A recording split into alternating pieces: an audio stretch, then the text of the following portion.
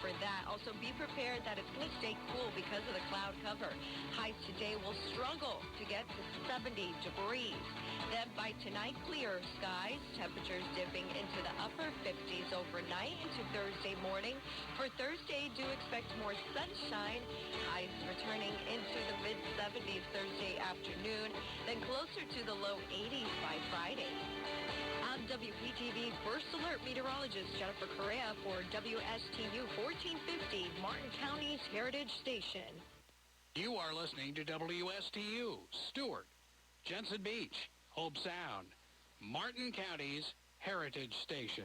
It's time now for the Casey Ingram Show on WSTU. The opinions expressed are those of the program host and guest and not necessarily those of WSTU. WSTU does not endorse products that may be mentioned. Any reproduction or retransmission of this broadcast is strictly prohibited without written consent of WSTU. It's time to call in with your questions and comments at 220-9788, 220-WSTU. And now, here's Casey Ingram.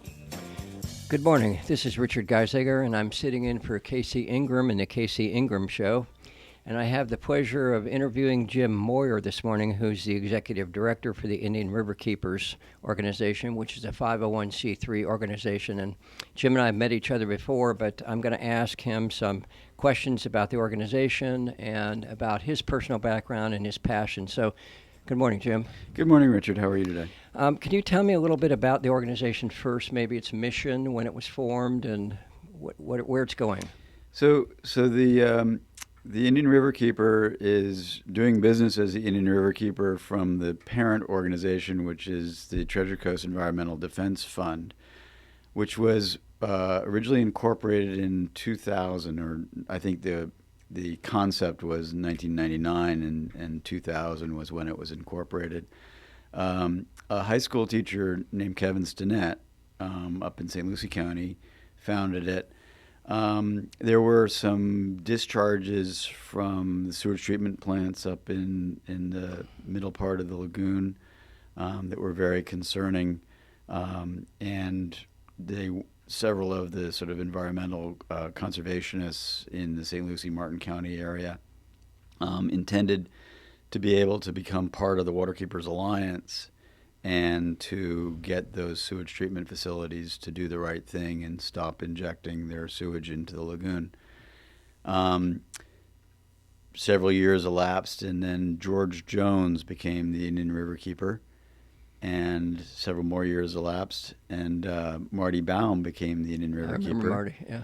And then several years elapsed, and then Mike Connor became the Indian River Keeper. Yeah. And then several years elapsed, and I became the Indian River Keeper. And so each one of those personalities brought a very sort of different perspective to the executive directorship of the organization. We have remained connected to the Waterkeepers Alliance, which is an international association of river and water keepers from around the world. And protecting the rights to clean water is the primary mission of those water keepers around the world. So we had a chance to talk a little bit before the program, and we kind of talked about the history of the rivers in the United States and how they were used in the 1800s and 1900s, and how we wish we kind of didn't use them that way, the industrial pollution, et cetera. But so that we're going to be talking a lot about water today. So people often ask me, why does Florida have so many water problems? And I mean, three things come to my mind. One is that Florida is the second lowest elevation state in the United States.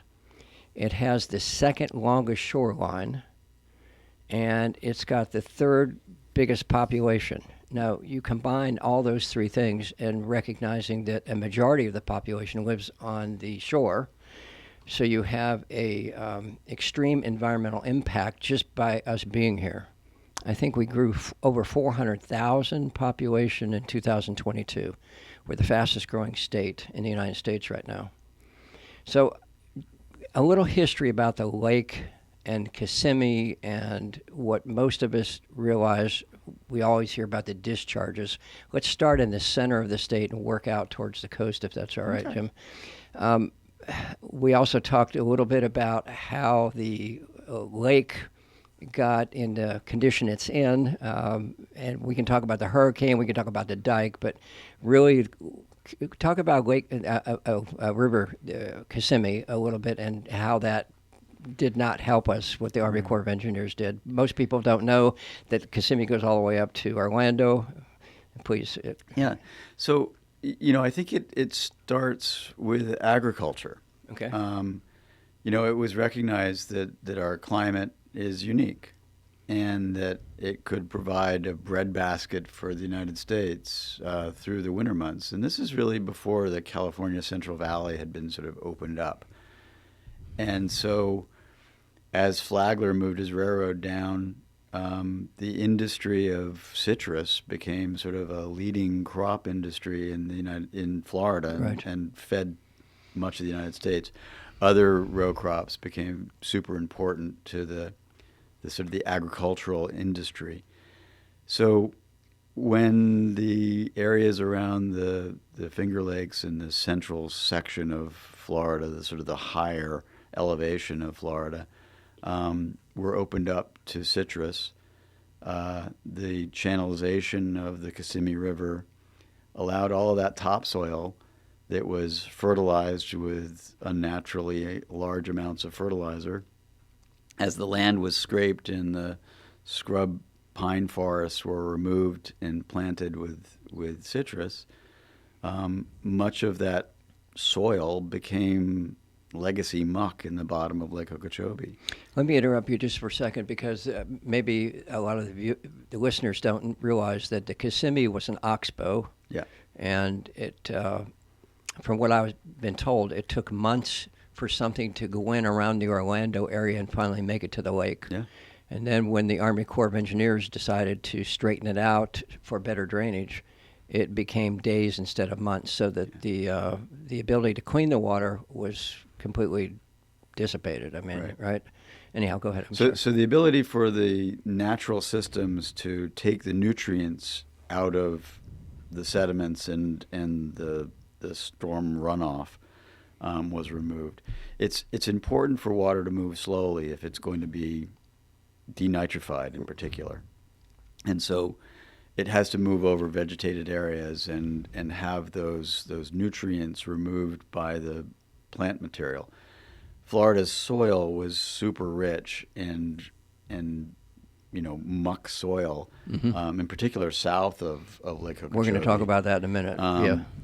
And so all of those nutrients that slowly came out of the plant life in Florida, because Florida's relatively young as well. I mean, geologically, it's a young place. It also has some of the most important aquifer reserves in the country. And so Florida's moving water on the surface at a very low elevation is slow. And so the River of Grass is a very slow-moving river. And the aquifer is also a very slow-moving system of interconnected waterways. And so Florida has water above and below its surface. It's a very, very sublime state. And those are very important connections. And we, as a species, are relatively new to the state as well. Right. I mean, maybe as much as 14,000 years ago, there were populations of indigenous people here. And then since then, there have been other populations of indigenous species. So 100 years ago, and people may not realize this about the history of the state, is that Lake Okeechobee was really nothing more than a big wetland. I mean, that's the way that I envision it. Sort of a bowl with a sandy bottom, not certainly filled with 8 feet of muck. and fed with a couple rivers, one being the Kissimmee. Right, and then coming back, and the whole south side of the lake became very productive because the water flowed all the way south, all the way to the south part of the state of Florida, right? And through the Everglades, brim over the top. River of Grass. Yeah, right. so it would the rainy season, because we get a lot of rain in Florida. The water would brim over the top and slowly flow south because the elevation is higher here than it is in southeast Florida. Right.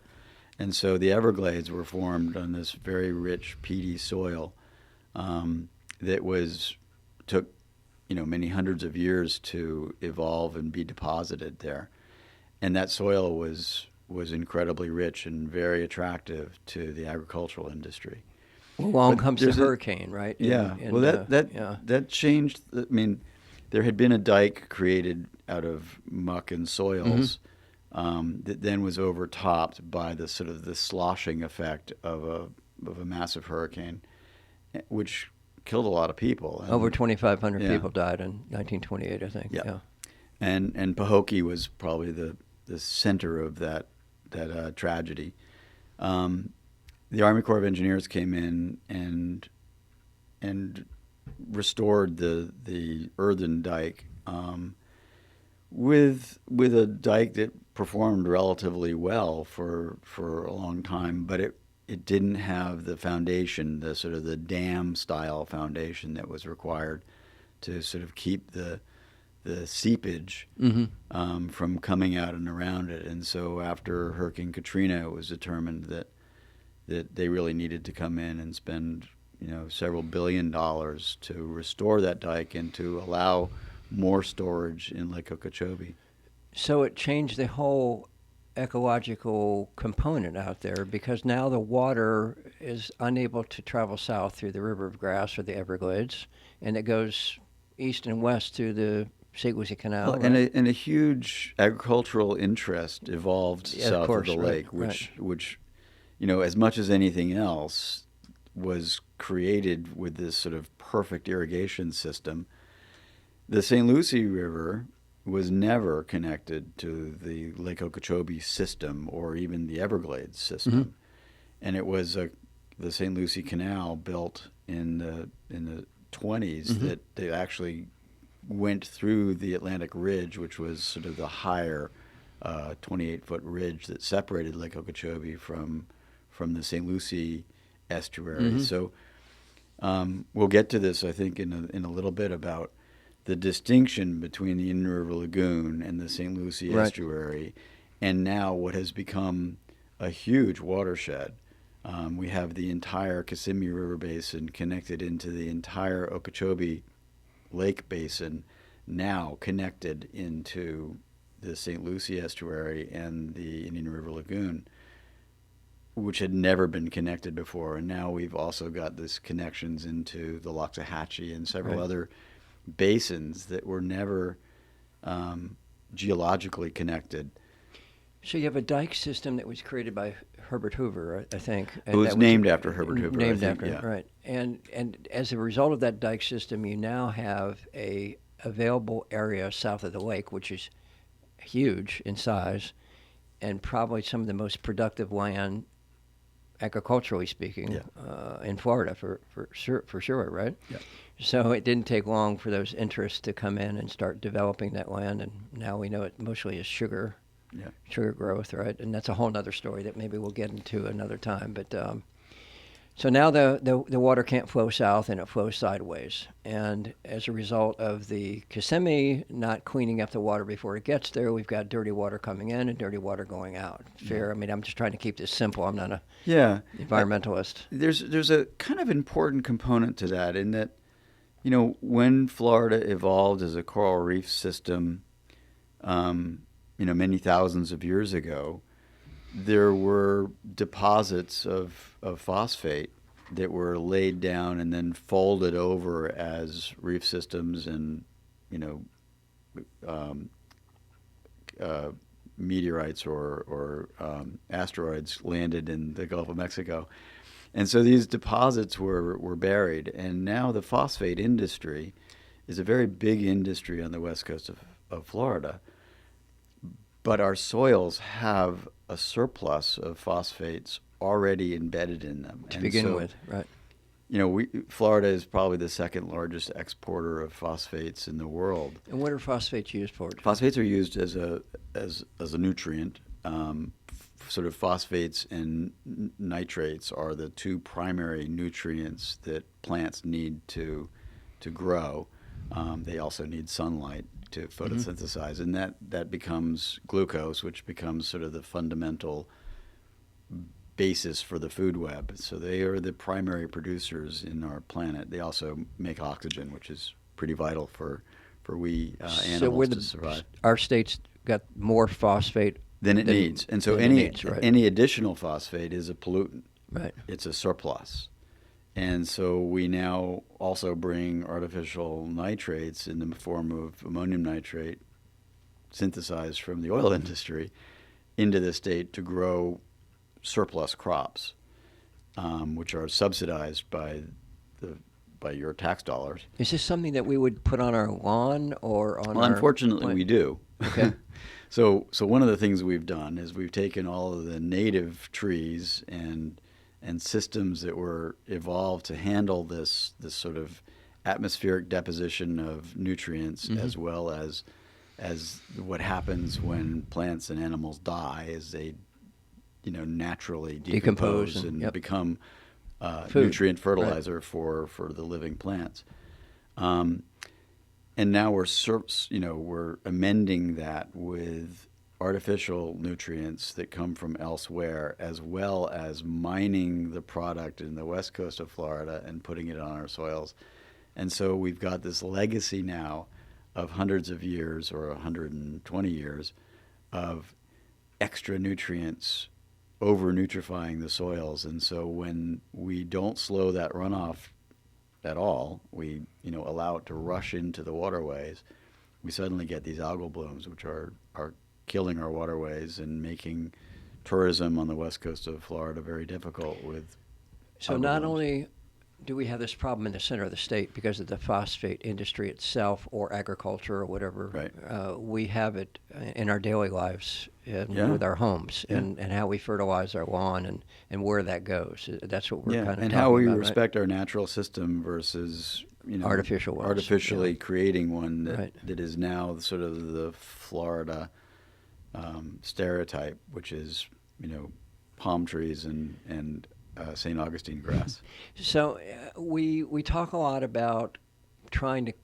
I guess the Army Corps of Engineers now has been instructed to recreate the oxbow effect on the Kissimmee. I don't know how far along they are with that. Are they? They're moving along really quite Right. well. I think that's an example of a restoration project that has come a long way and is doing a great deal of good. Whether there's enough property around the oxbow or the reconfigured Kissimmee River in order to denitrify that surplus water. Right.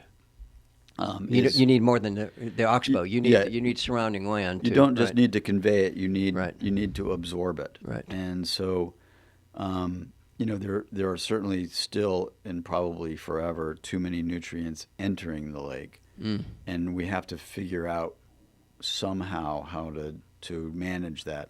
I would caution the ideas of pumping that water down because untreated, already polluted water going into our aquifers is not necessarily in future generations' I'm not benefit. a biologist or an environmentalist, although I believe in the environment heavily. I could never understand doing that, to be honest with you, but it's not my scope of work.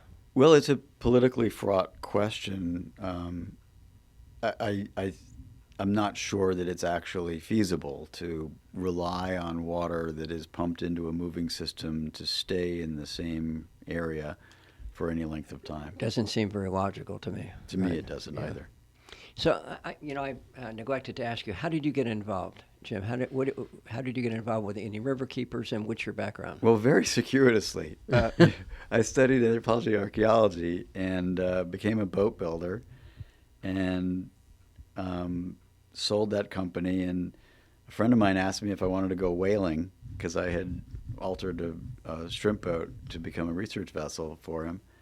And so I started putting tags on right whales and other species of whales, and somehow along the way became a facilitator for ocean science projects. And I have a young man, he's now 22, so 22 years ago he was an infant. And I realized that this place, Martin County, I call home. And being involved in protecting my home is something that I need to do for for my son and for my wife.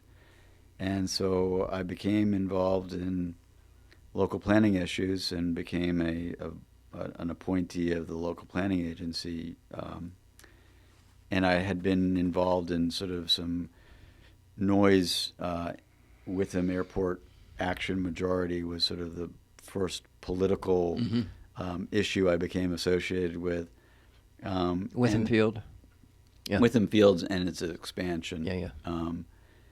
And, you know, I grew up on Key Biscayne, which was sort of an idyllic place for a young person in the 60s to grow up.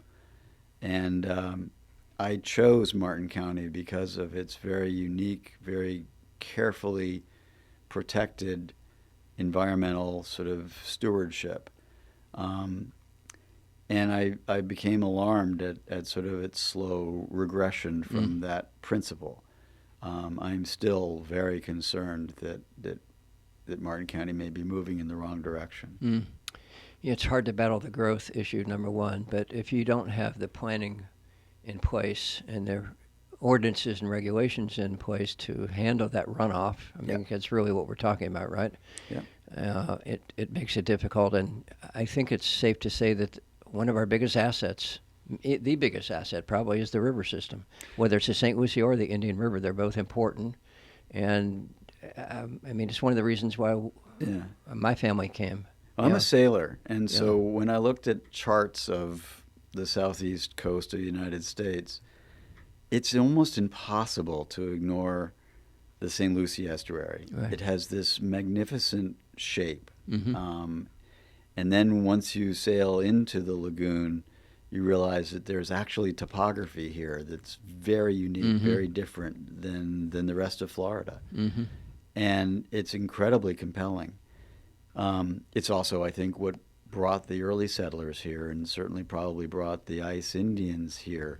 They could look out over the waterways and identify, you know, friend, foe, and food. Right. It brings people here. It's a magnet. It attracts people. It's also the reason we need to protect it so desperately. You know, the St. Lucie estuary is, I think, still the most biodiverse estuary in North America. I don't know anybody else that can make that claim. So if we've lost diversity, which we have dramatically, it's still the treasure of the Treasure Coast. Right. And I think we need to embrace that, at the risk of perhaps inviting more residents here. But we have 1,100 new residents moving into the state daily. So I think it becomes our responsibility to educate, number one, and to be responsible for what happens in our area. And I think that's what you've done. And congratulations. We need to stand by the regulations that we have. Right. And in today's climate, to diminish regulations and to diminish the enforcement of those regulations seems counterintuitive at the very least, if not dangerous and wrong at worst. Right. So I think what we're going to do is spend the second half of the hour talking about things that we can do now that we've talked about the things that kind of got us in this position. But thank you, Jim. I'll see you in a couple minutes. Excellent.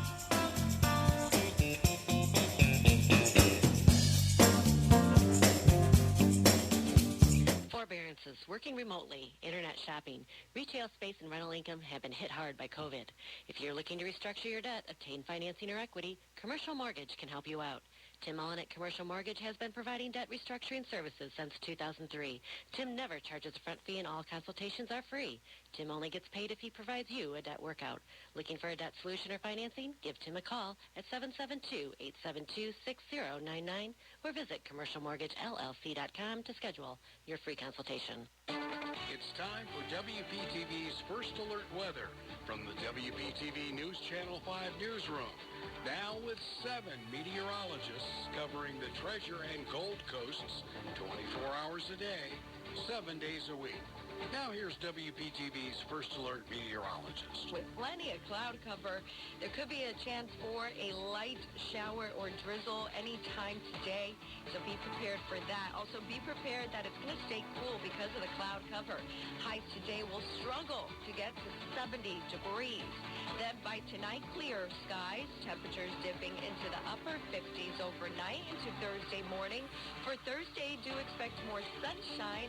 Highs returning into the mid-70s Thursday afternoon, then closer to the low 80s by Friday. I'm WPTV First Alert meteorologist Jennifer Correa for WSTU 1450, Martin County's Heritage Station. For more than 30 years, European Kitchen and Bath has been providing the highest quality kitchen and bath products to their customers on the Treasure Coast. Designer fixtures and quality products at affordable prices. So whatever you need, a new sink and faucet to upgrade your current kitchen or bath, or if you're planning a full 100% makeover, European Kitchen and Bath will help you from start to finish. European Kitchen and Bath, serving the entire Treasure Coast. Visit their website, EuropeanSink.com. You are listening to WSTU, Stewart, Jupiter, and Indiantown, Martin County's Heritage Station. You're listening to The Casey Ingram Show on WSTU Digital 1450. Call in with questions and comments at 220-9788. 220-WSTU. And now back to the show. Hi, this is Richard Geisinger again, and I'm here with Jim Moyer from the Indian River Keepers. And Jim, we talked in the first half hour about kind of how we got into this situation with our waterways and the Lake Okeechobee and the Kissimmee River and the Everglades. And it's kind of a tough conversation to have. I am a glass half full person, and I think that you are too. Where are we going from here, and what are some things that are happening that are productive on the positive side of those discussions? Well, I think with some honest optimism. I think that often Florida has sort of suffered from engineered solutions to natural problems or natural impediments to this desire to control, and The IRL in particular has gotten to a pretty tragic place. It's the Indian River Lagoon. Indian River Lagoon. Yeah, sorry about the acronyms. It's government. Go ahead. Yeah, the acronyms, unfortunately, I think are a little infectious. Explain to them first of all where is the Indian River Lagoon? So the Indian River Lagoon is a 156-mile shallow water lagoon between the Barrier Islands and the east coast of Florida, running from Jupiter up to Daytona. So it's the intercoastal, basically, right? The intercoastal and the lagoon system that evolved. Right. So it probably evolved over maybe 6,000 years ago as a very nutrient controlled situation, and so the plant and animal life that evolved here was incredibly diverse. It needed to take advantage of these relatively narrow niches in the ecosystem. And it was dominated by seagrass as a producer, as well as some macroalgae that are attached algae, as opposed to the free-floating phytoplankton that has now become a dominant problem in the lagoon, in that it feeds on excess nutrients, blooms, and then dies, and then the microbes consume that, generating more nutrients, and this sort of bloom and bust cycle, which we've experienced, which right is here. killing the seagrasses. Yeah. And so we need to reduce the nutrient inputs, and there are programs, state-funded and federally mandated, that are working to reduce those inputs. Probably not fast enough, but we have improving water quality, but we continue to see the habitat failing. And so we've had a couple thousand manatee die because they starved to death, because the seagrasses were gone. And these inspire us to do something more. And so there's probably going to be maybe $100,000 an acre spent on restoring seagrasses to the Indian River Lagoon. How do we keep those seagrasses alive, Jim? Is that It's going to be a real challenge because we first have to keep them from being consumed by the manatees and green sea turtles that are left. So the sewer discharges, though. Sewer discharges are a major issue. Okay. And so, the governor is proposing about $100 million a year for the next 4 years to do turn dirt projects.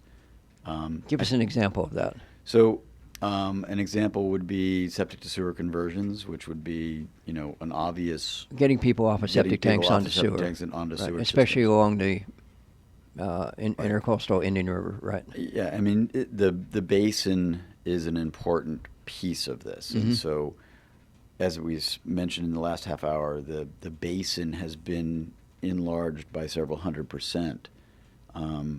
The normal drainage basin for the lagoon and for the St. Lucie estuary was much, much smaller, maybe 900 square miles, as opposed to maybe 1 million miles. And how did that expand? I'm not sure. By connecting these canals into these systems that are farther inland, we are now draining those further inland systems in your neighborhood, for instance, has a drainage ditch that's now connected to the lagoon. So anything you put on your yard or anything that was on your yard before your house is now going to relatively unobstructedly flow into the lagoon.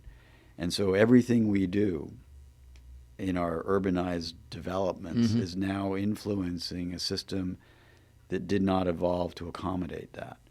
And that's the real challenge, is how do we have low impact development that manages its own stormwater systems within its own footprint and not increasing the load into a system that can't handle it. It seems in the last 20 years, though, just to, again, look at the glass half full, is that any development I know in Martin County or Stewart that would have been approved would have had on-site water retainage, and unfortunately in storm events, everything that's in there goes out, right? Well, this is the monster problem that Florida faces, and unfortunately, this legislature isn't doing a lot to make that better. I mean, I think that home rule is under attack.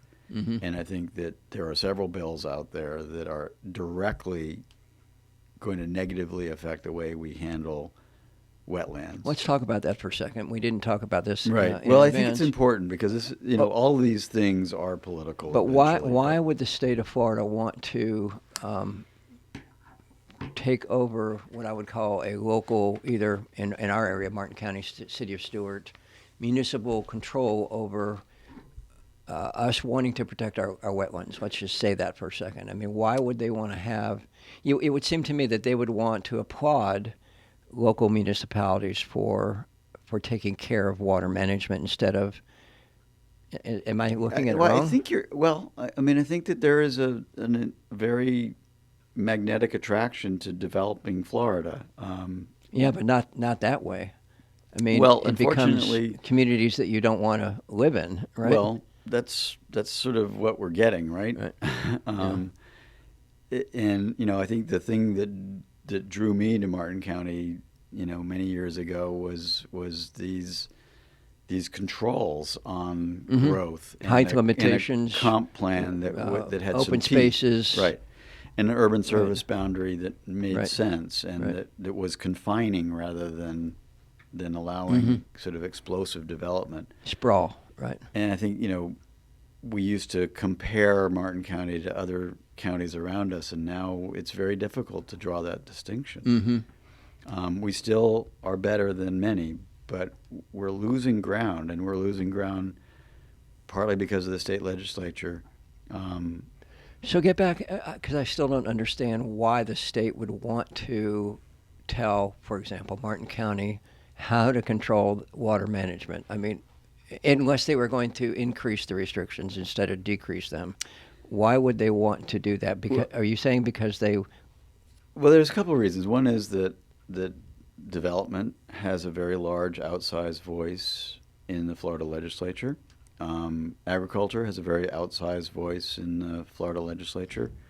The ability to control the nutrient inputs is based on basin management action plans, which come now under Florida Department of Environmental Protection rather than the federal DEP control. And so, under the guise of property rights, we have now sort of de-emphasized local planning and comp plan creation in order to bring it under sort of a state control, and now those municipalities that had very strong growth management protections in place are now going to be required to mediocritize those into something that is more state controlled rather than locally controlled. Well, we were both here when the comp plan got adopted, I think. I came just afterwards. Yeah. In '92 was my. It was a scary document, Yeah. but in the long run, it seemed to be a very good planning tool for everyone because it was introduced as this is the way that we're going to grow. This is how we're going to protect our county, right? So I'm a little concerned, as you are, that the state wants to take away some of those rights that made us different, and the reason why we both moved here, right? Again, if they were going to make them stricter, I would kind of understand that a little bit, maybe more, but they're not. It doesn't seem like it. They're going to make them less, right? Less restrictive. So that means more pollutants going into the river. It means a diminishing of the quality of life. I mean, am I seeing that wrong? I see it the way you do, and it concerns me and bothers me a great deal. So at the end of our conversation, we're going to give the listeners some direction as to where they can go to, help this cause. But right now, this is a state legislature thing. And they're debating this bill right now, from what I understand. Well, there's several bills that are really not good at all. There are some bills that are really quite good. Just to go down the list, please. SB 1632, which is partnered by House Bill 1379, is a positive bill. It says there are no septic tanks going to be permitted in the BMAP basins. Okay. BMAP are Basin Management Action Plans, and what would the that new mean? acronym for septic tank is. If I was 2 miles OSTD, off the coast and I'm in a community that has septic tanks, they're going to try You're not under this bill. You wouldn't be permitted to build a new septic tank. Okay. There's also some proposals to re-inspect them. I mean, that was one of the things that blew my mind was. How could you not inspect a septic tank? If it didn't work, it didn't work, right? So there's another one that's positive, which is SB 172, partnered by House Bill 177, and it's you have the right to swim in non-polluted water. So if there are going to be blue-green algae risks, you would be cautioned about swimming in that water, which I think is a positive thing. It'd be more positive if they stopped the. If they stopped the. Right. Yeah, if they prevented blue-green algae, if they actually followed the recommendations of the Blue-Green Algae Task Force, that was a very intentionally created task force. I think only 2 of the recommendations have actually been followed through. Yeah. Senate Bill 1686, which is partnered with House Bill 1489, is the barrier islands of critical concern. So constructing on the barrier islands in areas of critical concern and those places that are naturally and scenic or federally protected is going to be limited. So some really bad bills are SB 1240, which is partnered by House Bill 1197, which is this diminutization of isolated wetlands and basically reducing the protections on wetlands. And Martin County has been very clear that even the smallest isolated wetlands have a very important ecological function, and you should not, and in Martin County would not be permitted to build or to damage a wetland. So in other words, the state's basically saying if the wetland is of a very slight nature, let's say it's a half acre or something like that, and you have a 10-acre site, That's not clear. Yeah. I mean, it could be a highly connected and functioning Right. wetland that might be influenced but by they're this taking bill that right away from the local municipality to protect it, Right. which Again, I have is- to go back to my question: why would they want to do that? And your answer is a scary one. Yeah. Yeah. I mean, I think that Right. the development interests are very powerful in this state, and I think that sometimes in this effort to create more property rights, Mhm. the state is going down a very dangerous pathway of deregulating and diminishing the ability to enforce any regulations that exist. I mean, at some point in time, the state's got to recognize that if we're the fastest growing state in the United States, we can't continue to do that forever. We have to So- control the natural right, resources right. that we Yeah. have, and we have to value them at the highest level we Right, can. right. So another one is SB 540, partnered by House Bill 359, which basically reduces a municipality or an individual's right to sue a development order that comes through that you are intending to challenge a comp plan amendment over, and that would allow the plaintiff to get full legal costs. So if you were to sue a developer for changing or for amending a comp plan, as is happening in Martin County currently, they could countersue you for their legal expense, Right. which Kind of takes away the takes incentive the right of to a citizen right. to defend their comp plan. Right. Takes the right of a municipality to stand in front of a developer because they're intimidated from bringing legal action against them. So as always, it's a balance between property rights and the environment and those Well, things. And interesting, those things should be able to work together when you start talking about quality of life. That's the part that's kind of left out of the conversation. Well, the crazy thing Right. is that somehow corporate rights exceed property rights, exceed individual rights, and exceed the rights of nature. I mean, one of the very important things that we're losing is the rights of the natural systems to have clean water. Mm-hmm.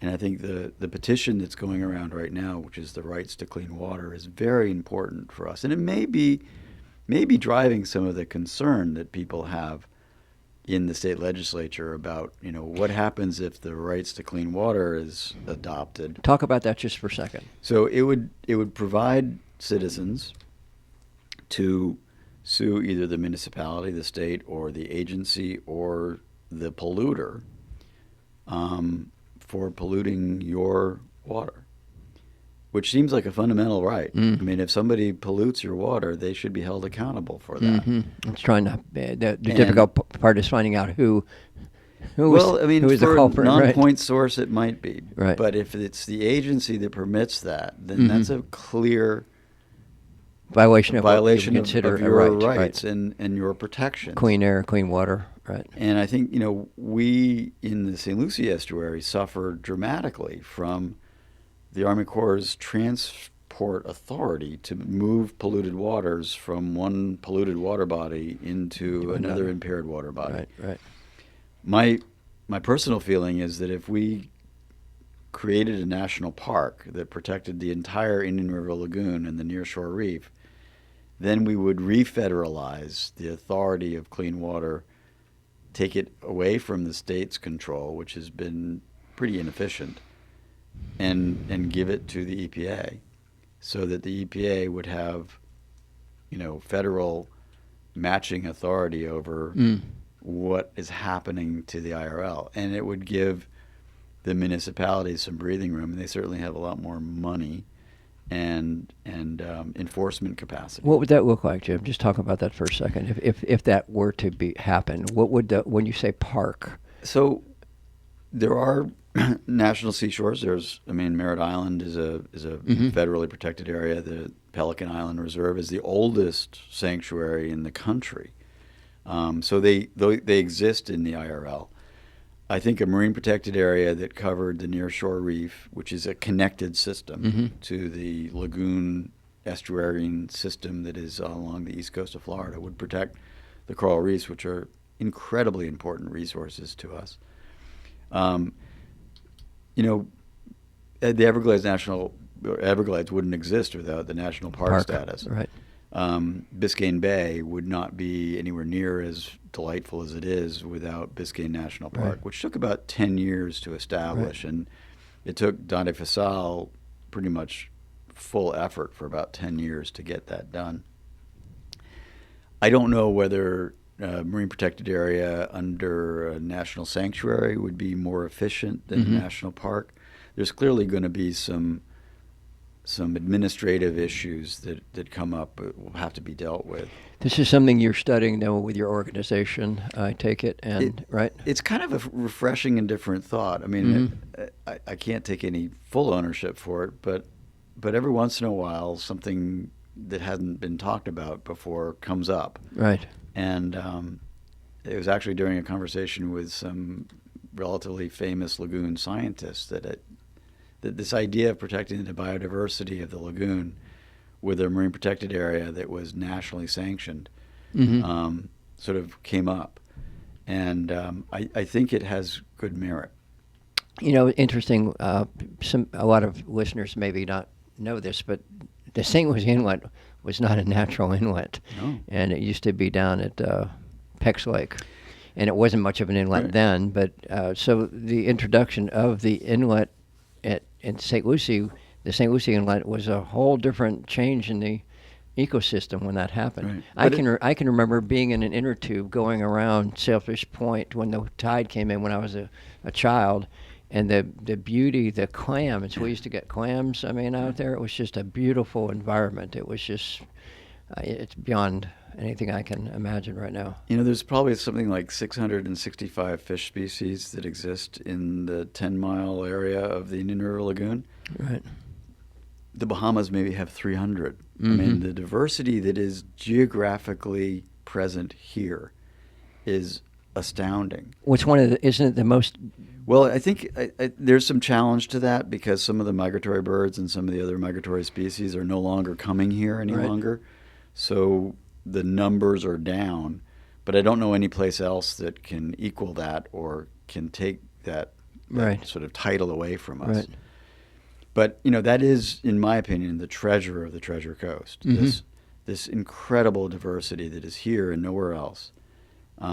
We have 9 different fish species that are here and nowhere else. Right. And if it's deteriorating, we need to step up. Our resilience as a species relies on the resilience of our ecosystem. Right.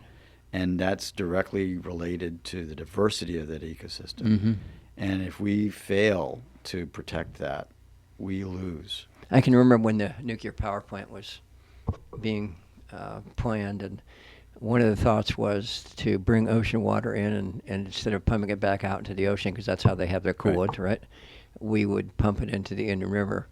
And I was very young, and I had no idea what that effect would have been, but it sounded like a great idea, and I don't even know if it would have been a good or bad idea, because they're still talking about that up in the upper IRL, are they really? Where there's almost no exchange.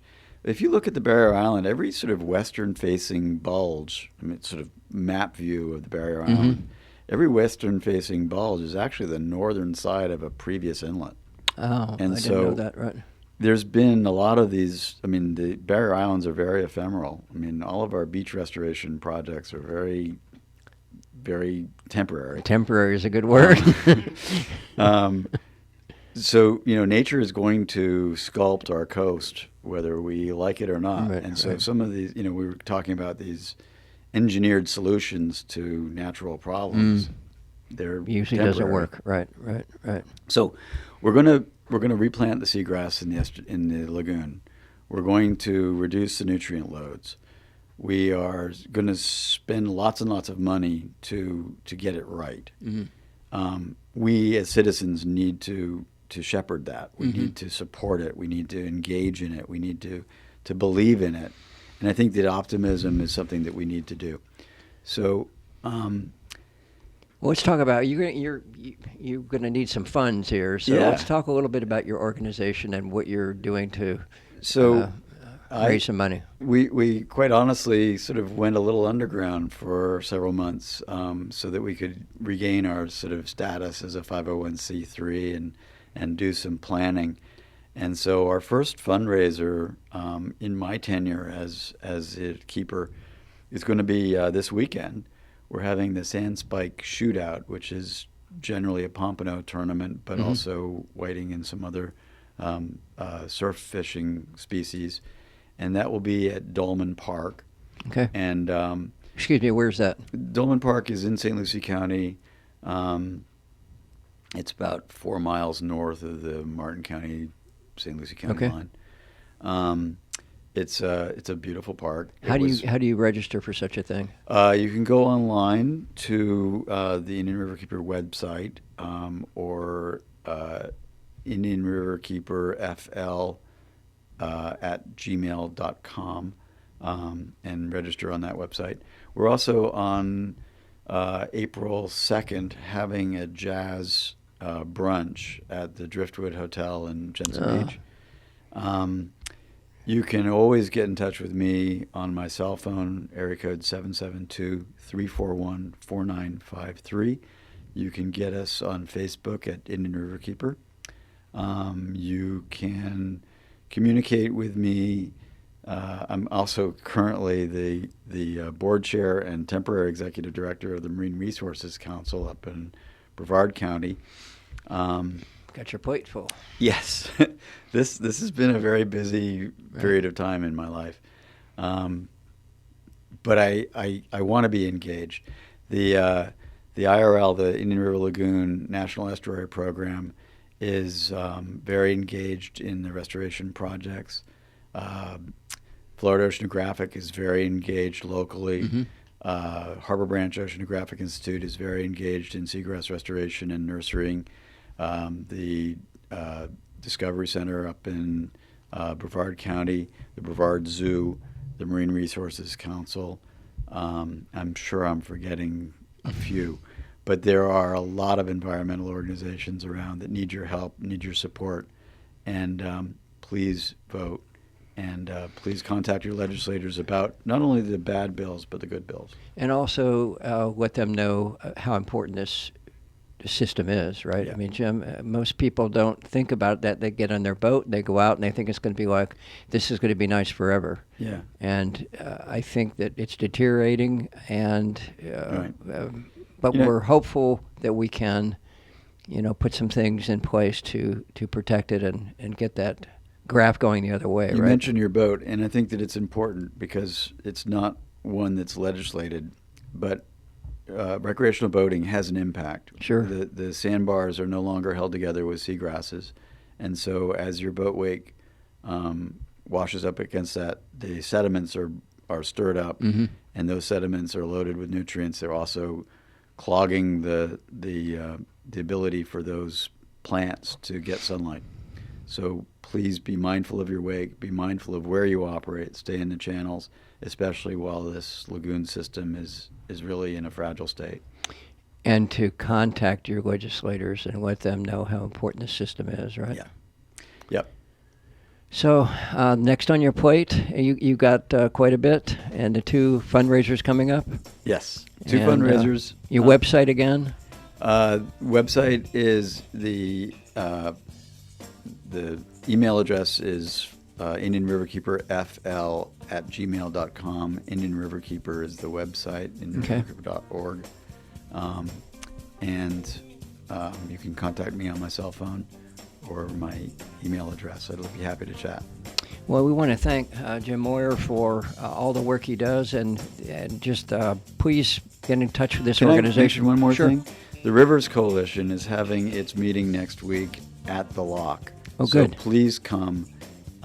Please demonstrate that we do not need 350 CFS now, and that the C44 reservoir should be fully functional, and it's not. Okay, great news. And thank you again, Jim, and thank you for all the work you do. Very important thing to our environment. Thank you all. Bye. Thank you, Richard. Sorry about that. HR issues,